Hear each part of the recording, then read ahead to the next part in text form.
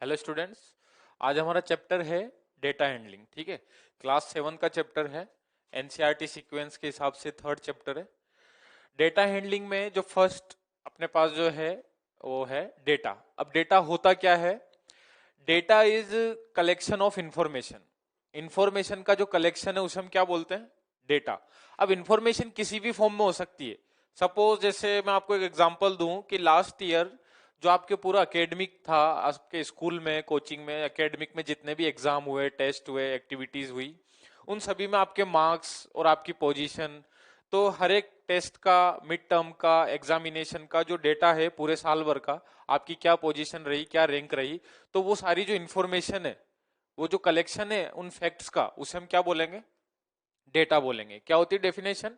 Collection of facts which are expressed numerically with specific purpose is called data. ठीक है। अब जो information आपने कलेक्ट की उसका यूज होगा कुछ ना कुछ, वो इन फ्यूचर हमें उसकी नीड होगी, उसका जब यूज होगा तो उससे हम कुछ रिजल्ट निकालते हैं। जैसे आपका जो मैंने अभी एग्जांपल दिया आपको एकेडमिक का, तो उस रिजल्ट से साल के एंड में, ईयर के एंड में हमें ये पता चलता है कि किस बच्चे ने टॉप किया, किस बच्चे की क्या रैंक रही, एक्सेट्रा। ठीक है। तो डेटा फाइनली क्या हुआ? कलेक्शन ऑफ इंफॉर्मेशन और कलेक्शन ऑफ फैक्ट्स। ठीक है। जो इंफॉर्मेशन हम कलेक्ट करते हैं, जो फैक्ट्स हम कलेक्ट करते हैं, ठीक है, उन सभी का जो पर्पस होगा इन फ्यूचर, जैसे अभी हमें उस डेटा की, उस कलेक्शन की नीड ना हो, 1 मंथ, आफ्टर 1 मंथ, 1 महीने बाद, 2 महीने बाद, जब हम उसे डेटा की नीड हो, इंफॉर्मेशन की नीड हो, तब हम उसे वहां से एक रिजल्ट निकाल सके। ठीक है। तो ये है अपने पास में डेटा। डेटा कितने टाइप का होता है? डेटा 2 टाइप्स का, प्राइमरी डेटा और सेकेंडरी डेटा। ठीक। अब प्राइमरी डेटा क्या होता है? प्राइमरी डेटा वो डेटा होता है the data which is collected by the observer. The data which is collected by the observer. मतलब सपोज एक और एग्जांपल देता हूं आपको कि किसी रूम में, सपोज एक रूम है, इस रूम में कोई एग्जाम कंडक्ट हो रहा है। ठीक है। इसमें स्टूडेंट्स बैठे हैं, 20-30 स्टूडेंट्स बैठे हैं और उनका एग्जाम चल रहा है। मैंने यहाँ कुछ ऑब्जर्व किया कि 2 या 3 स्टूडेंट्स, 2-3 बच्चे चीटिंग कर रहे हैं। ठीक है। अब मैंने उसको ऑब्जर्व किया, उनका नेम नोट किया और मैं रूम से बाहर गया और किसी अनदर टीचर की मैंने ड्यूटी लगाई। ठीक है। तो दूसरे टीचर ने फिर ऑब्जर्व किया कि इस रूम में कुछ बच्चे चीटिंग कर रहे हैं। ठीक है। तो उन्होंने भी नेम नोट किए। तो क्या ये 100% श्योरिटी है कि उनके नेम और मेरे नेम सेम हो? 100% श्योरिटी नहीं है। हो सकता है कि जब वो रूम में एंटर हुए हो या उन्होंने जो नोट किया उस समय कोई और बच्चा चीटिंग कर रहा हो। ठीक है। तो जरूरी नहीं कि बच्चे चीटिंग करें। ठीक है। मैं केस बता रहा हूं आपको एग्जाम्पल के लिए। ठीक। तो प्राइमरी डेटा वो डेटा होगा कि जैसे मैंने जो ऑब्जर्व किया, मैंने जो नेम लिखे बच्चों को, मैं उस नेम पर, मैं अपने डेटा पर ज्यादा ट्रस्ट करूंगा। ठीक है। जो अदर फैकल्टी ने किए तो मुझे लगेगा कि शायद इसमें कुछ चेंजेस हुआ है, तो मैं अपने डेटा पर ज्यादा ट्रस्ट करूंगा। तो मैंने जो ऑब्जर्व किया है और उससे जो डेटा बनाया उसे क्या बोलूंगा? Primary data. जो बाद में जो टीचर आए उन्होंने जो ऑब्जर्व किया उनके लिए उन्होंने जो नोट किया वो प्राइमरी डेटा होगा। ठीक है। अब उन्होंने जो नोट किया वो मेरे लिए हो गया सेकेंडरी डेटा। क्या हो गया? Secondary data. वो मैंने ऑब्जर्व नहीं किया। सेकेंडरी डेटा क्या होता है? The data which is not collected by the observer. जैसे मैंने आपसे बोला कि जो सेकंड टीचर ने नेम नोट किए वो मैंने ऑब्जर्व नहीं किए, वो उन्होंने ऑब्जर्व किए। ठीक है। It is obtained from published और अनपब्लिश्ड सोर्सेस। ठीक है। तो सेकेंडरी सोर्स का सबसे बेस्ट एग्जांपल है, पब्लिश्ड और अनपब्लिश्ड सोर्स के हिसाब से देखिए आप, न्यूज चैनल्स। ठीक है। न्यूज चैनल में जो हमको दिखाया जाता है हम उसी को सच मानते हैं। ठीक है। अब इसका मतलब ये नहीं है कि न्यूज चैनल में हमें सब कुछ गलत बताया जा रहा है। ठीक है। जो हमें दिखाया, जैसा हमें बताया, हमने उस पर ट्रस्ट किया। लेकिन ऑब्जर्वर जो कलेक्ट करता है उस पर ज्यादा ट्रस्ट करता है। सेल्फ जो ऑब्जर्वेशन से हम कलेक्ट करते हैं डेटा, उस पर ज्यादा ट्रस्ट करेंगे। तो यहां पर एक हाफ मार्क का क्वेश्चन ये बन जाता है कि which data is more trustful, primary data और सेकेंडरी डेटा? तो उसका आंसर होगा प्राइमरी डेटा। क्यों? विच इज कलेक्टेड बाई ऑब्जर्वर। ठीक। सेकेंडरी डेटा हम खुद कलेक्ट नहीं करते, ऑब्जर्वर के द्वारा कलेक्ट नहीं किया जाता, ये अनपब्लिश्ड और पब्लिश सोर्स से हमें मिलता है। ठीक है। तो इसके लिए बेस्ट एग्जांपल हो जाएगा न्यूज चैनल। और प्राइमरी डेटा के लिए जो ऑब्जर्वर से कलेक्ट होगा उसका मैंने एग्जांपल आपको दिया था एग्जाम कंडक्शन वाला। ठीक है। तो आप देखिए, कलेक्शन ऑफ फैक्ट्स इंफॉर्मेशन क्या बोलेंगे उसे? डेटा। ठीक। कितने टाइप्स का होता है डेटा? प्राइमरी डेटा और secondary data. Primary data, data which is collected by observer. जो ऑब्जर्वर ने कलेक्ट किया है उसे क्या बोलेंगे? Primary data. और सेकेंडरी डेटा जो अदर सोर्स से मिलता है, ऑब्जर्वर ने उसको कलेक्ट नहीं किया। ठीक है। नेक्स्ट है अपने पास में रो डेटा। अब क्या होता है रो डेटा?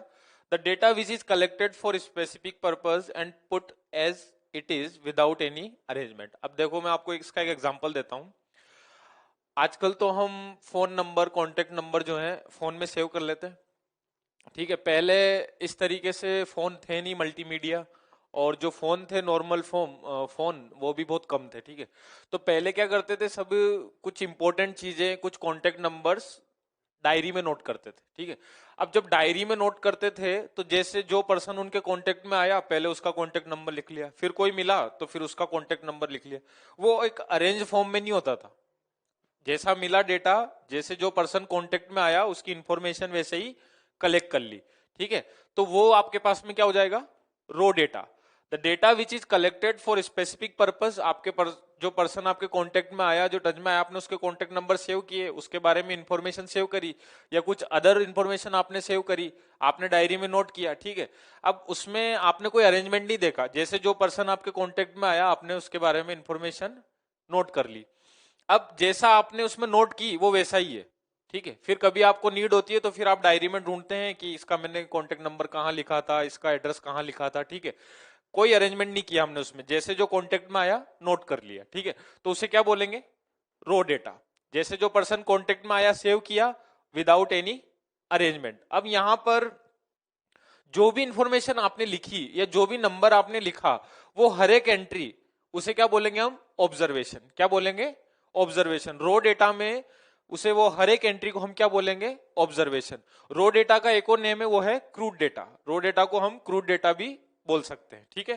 क्लियर है रो डेटा, ठीक है। देखिए नेक्स्ट है अरेंज डेटा। अब अरेंज डेटा क्या होता है, इसको समझने के लिए सेम इसी से रिलेटेड है, जो एग्जाम्पल मैंने आपको यहां दिया उसी के थ्रू आपको यहां समझा दूंगा।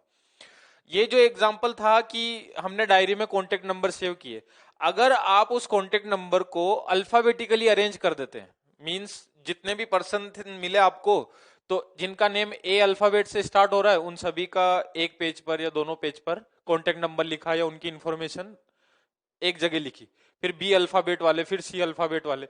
मतलब जो एग्जाम्पल मैंने आपको दिया यहां था वो विदाउट एनी अरेंजमेंट।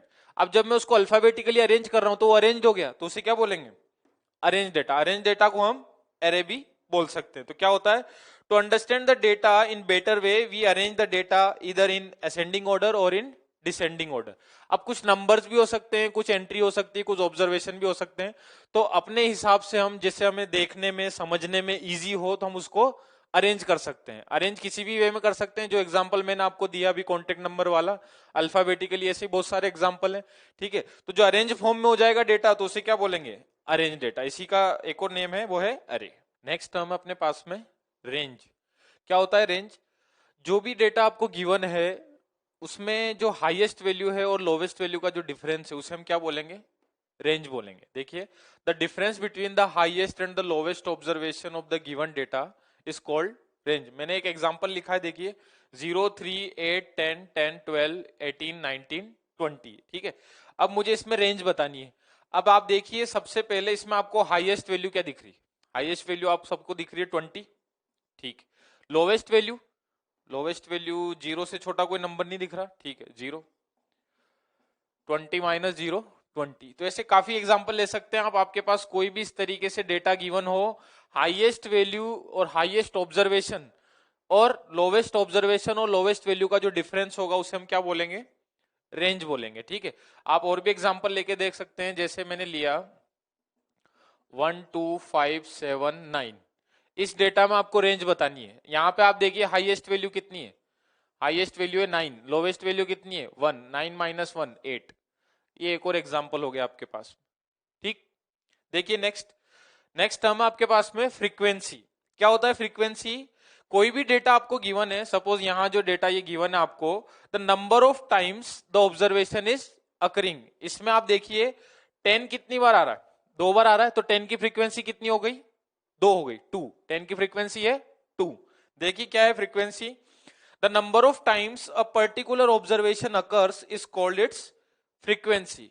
आपको मैंने अभी बोला एग्जांपल यहां पर कि इस डेटा में 10 की फ्रीक्वेंसी है 2, 0 की फ्रीक्वेंसी है 1, 3 की फ्रीक्वेंसी है 1। समझ गए, जो डेटा आपको गिवन है उसमें जो आपका ऑब्जर्वेशन जितनी बार आ रहा है, number of times the observation occurs, उसे हम क्या बोलते हैं, फ्रीक्वेंसी बोलते हैं। इसको हम स्मॉल एफ से डिनोट करते हैं, ठीक है। इसमें एक एग्जांपल लेकर देखते हैं फ्रीक्वेंसी के लिए। जैसे मैंने लिया 07897272749। आप देखिए इसमें 0 की फ्रीक्वेंसी हो जाएगी 1, 7 की फ्रीक्वेंसी हो जाएगी 1 2 3, 7 की फ्रीक्वेंसी कितनी हो गई 3, 8 की फ्रीक्वेंसी 1, 9 की फ्रीक्वेंसी 2, 2 की फ्रीक्वेंसी 2। क्लियर है? Number of times the observation is occurring, उसे हम क्या बोलेंगे, फ्रीक्वेंसी बोलेंगे, ठीक है। यहां पर आपके पास में 7 की फ्रीक्वेंसी हो गई 3, ठीक है। अब इस फ्रीक्वेंसी को जो मैंने यहाँ 3 लिखा है, इसको हम टेलीमार्क में रिप्रेजेंट करेंगे। किस में रिप्रेजेंट करेंगे? टेलीमार्क। अब जैसा मैंने अभी बोला कि टेलीमार्क, मैंने आपको बोला कि 7 की फ्रीक्वेंसी हमारे पास 3 आई थी, ठीक है। तो 3 को किस तरीके से लिखेंगे टेलीमार्क में? टेलीमार्क होता क्या है, देखिए, the way of representation of frequency number is called tally mark. अब जैसे आपके पास में किसी नंबर की फ्रीक्वेंसी 1 आई, किसी की 2 आई, किसी की 4, 5, 8 इस तरीके से आई, तो हम उसको कैसे लिखेंगे टेलीमार्क के अंदर। और अभी हम आगे जो फ्रीक्वेंसी डिस्ट्रीब्यूशन टेबल बनाएंगे तो उसमें भी फ्रीक्वेंसी को शो करने के लिए हम क्या करेंगे, टेलीमार्क यूज करेंगे, ठीक है। तो देखिए टेलीमार्क, जैसे 1 आई किसी की फ्रीक्वेंसी, तो मैं उसको कैसे लिखूंगा टेलीमार्क के अंदर, इस तरीके से।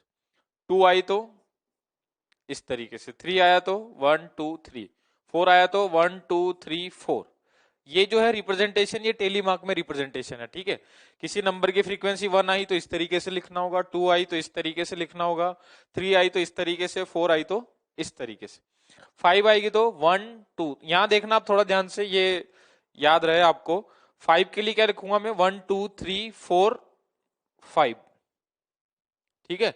अगर किसी नंबर की फ्रीक्वेंसी 5 आती है तो उसको किस तरीके से रिप्रेजेंट करेंगे, इस तरीके से, 1 2 3 4 और ये 5। अब 6 लिखना है तो 5 तो इसी तरीके से लिखेंगे, 1 2 3 4 और ये हो गया आपके पास 5 और 6। क्लियर? 7 1 2 3 4, ये हो गया 5, फिर आया 6, फिर आया 7। फिर अगर 8 लिखना है, 1 2 3 4 5 6 7 8। क्लियर? 9 लिखना है, 1 2 3 4 5 6 7 8 9, ठीक है। 10 लिखना है, 1 2 3 4 5 6 7 8 9 10। क्लियर है? टेलीमार्क क्या होता है, किसी भी नंबर की फ्रीक्वेंसी अगर हमारे पास में इस तरीके से आती है तो हम इस तरीके से टेलीमार्क यूज करेंगे। ये भी अपने पास क्या है, टेलीमार्क। क्लियर?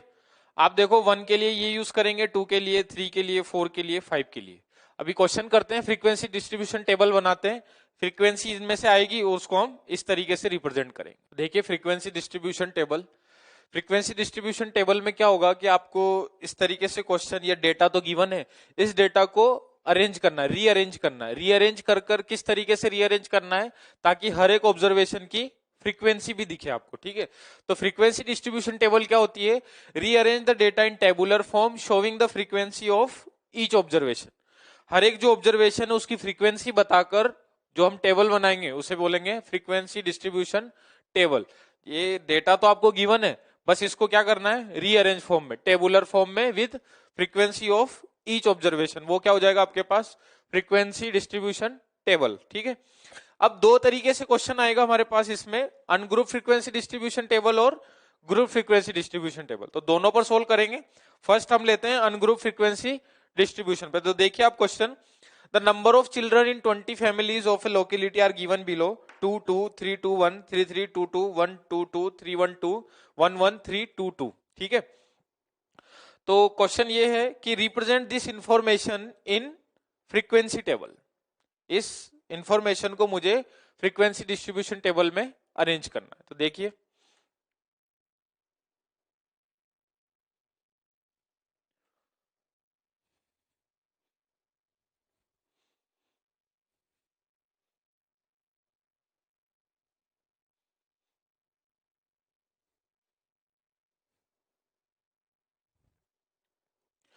जब भी आपके पास में इस तरीके से क्वेश्चन हो तो उसको थोड़ा सिंप्लीफाई करने के लिए आप पहले असेंडिंग ऑर्डर में अरेंज कर लीजिए, क्योंकि मैं ऐसे काउंट करूंगा ना कि 2 की कितनी फ्रीक्वेंसी है, तो मैं यहाँ काउंट कर लूंगा, यहाँ इसमें कहीं ना कहीं 1 2 अगर मुझसे छूट जाए या मिस्टेक होने के चांसेस रहते हैं, तो सबसे पहले आप क्या कीजिए, इसको इंक्रीजिंग ऑर्डर में, असेंडिंग ऑर्डर में अरेंज कर लीजिए। तो सबसे पहले हम देखते हैं 1, फिर एक और बार 1, फिर 1, फिर 1, फिर 1। तो 1 कितनी बार हो गया हमारे पास में, 1 2 3 4 5, 5 टाइम्स हमारे पास क्या हो गया, 1 1 2 3 4 5। ठीक है, देखिए अब इसमें क्या मिस्टेक होने का चांस बहुत कम हो जाता है कि हमें फ्रीक्वेंसी में कोई गलती तो नहीं की। हम जब इंक्रीजिंग ऑर्डर में अरेंज कर देंगे तो नंबर सारे हमको अच्छे से दिख जाएंगे। देखिए 2 देखते हैं, 1 2 3 4 5 6 7 8 9 10। अब 2 कितनी बार है अपने पास में, 10 टाइम्स। तो देखिए 1 2 3 4 5 6 7 8 9 10। फिर क्या है आपके पास, 3 है, 1 2 3 4 5। 3 कितने टाइम्स है, 5 टाइम्स, 1 2 3 4 5। ये अरेंजमेंट हो गया आपके पास। अब मुझे इसको टेबुलर फॉर्म में अरेंज करना है, तो टेबल बनाते हैं। देखिए टेली मार्क क्या होता है हम सीख चुके हैं। अब फ्रीक्वेंसी डिस्ट्रीब्यूशन टेबल में हम टेली मार्क यूज करेंगे।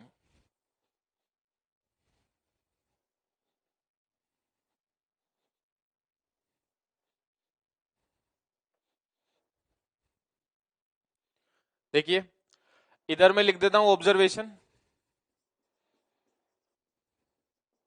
ठीक है, ये आपके पास में नंबर ऑफ चाइल्ड है, चिल्ड्रंस के जो नंबर हैं और किसी एक लोकेलिटी के, तो मैंने इसको एक ऑब्जर्वेशन बोल दिया और इधर मैं लिख देता हूं टेली मार्क। फर्स्ट है आपके पास 1, फिर नेक्स्ट है 2, फिर है 3।